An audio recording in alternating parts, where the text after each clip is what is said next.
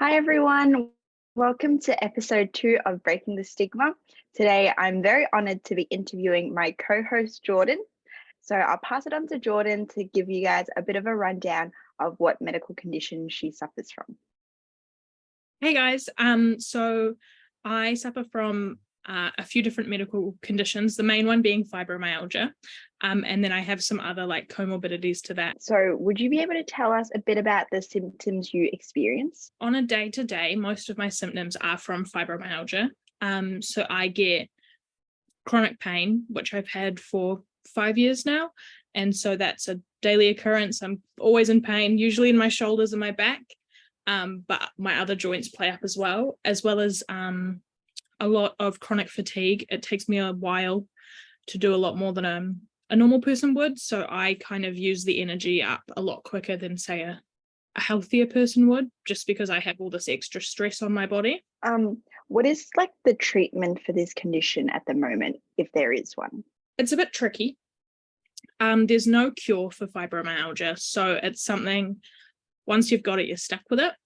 But there are different treatments that can help manage the symptoms. So pharmaceuticals is one. There's a few different classes of meds. I mean, you can take pain meds, which help, but are not a long-term solution because they can become quite addictive. But they also try and go through tricyclic antidepressants and anti-epileptic medications, which is what I'm currently on. I'm on an anti-epileptic, but it's known that it might not always take away all of the pain. I was told I might get a 30% reduction if that's like the highest I'd get. Other treatments like non-pharmaceuticals, so physiotherapy, generalized movement. I've also done some psychotherapy for pain management to kind of learn ways to deal with it mentally.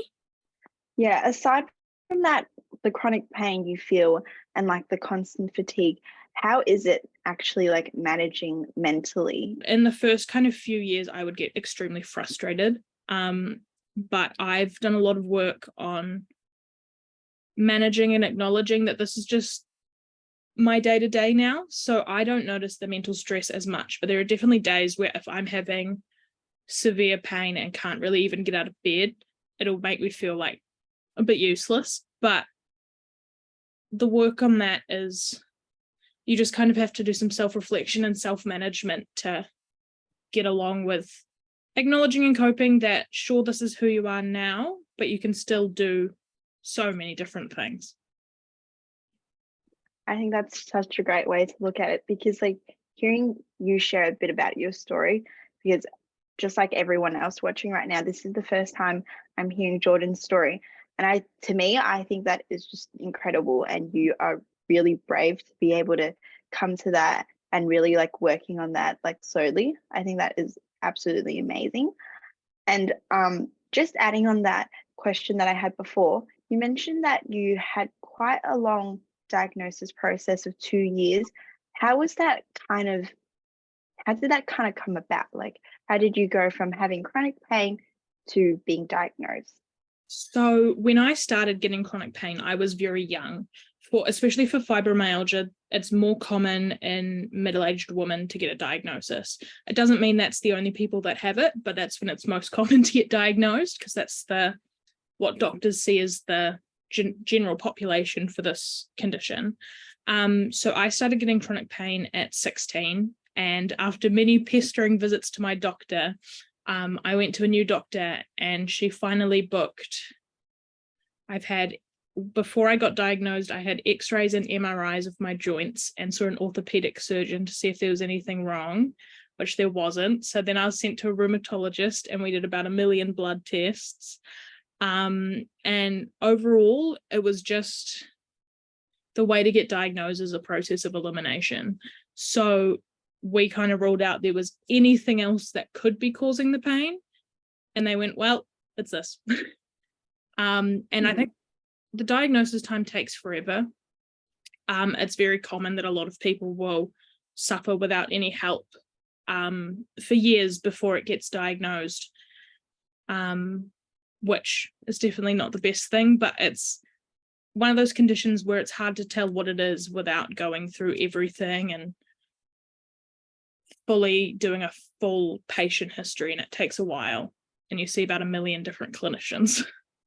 Yeah, that's really true. I often hear a lot of stories from like my friends who suffer from medical conditions about how frustrating it may be at the start as well. Yeah. Do you feel like there is a stigma associated with fibromyalgia, or if so, what are some things that you would like to see to help break that stigma? I think there definitely is, especially in younger people. It's seen as, a lot of people have thought it was just laziness, or I was just over exaggerating, which is quite funny because I had a super high pain tolerance growing up. So it's definitely stigmatized in the fact that people don't believe that it's a legitimate condition, which is understandable because it was only really recognized as a condition not too long ago, probably in the 70s or 80s. So I think to break the stigma surrounding the fact that it's not real or it's all in your head, it just needs to become more well known. And the fact is that's just done through health awareness, which is something that takes time to be done, but I think is slowly being built up the more access to information people have, which is what kind of we're doing through these interviews. And also, I mean, the internet's massive now. You can pretty much find anything on there. But a lot of the time, especially not even that long ago, it was quite difficult to find information on other things. So people would just go by word of mouth, which was, it's fake, it's in people's heads. And I think to break the stigma, a lot of awareness needs to be made about it, so people know that it's a common condition. It sucks, but it is a common condition. And I think more people need to be made aware of it to help break the stigma surrounding the people that do have it at the moment. Most definitely. I feel like with a lot of things as well, not just like limited to medical conditions, the first step is really educating yourselves, like educating ourselves, learning a bit about it, and not being afraid to recognize that you don't know. Because there's so many things that we have absolutely no idea of. Like, without like speaking with you, I wouldn't have known what fibromyalgia was. But I'm super honored to have this opportunity to be able to learn and grow, as say. So I really think, yeah, I'd absolutely agree.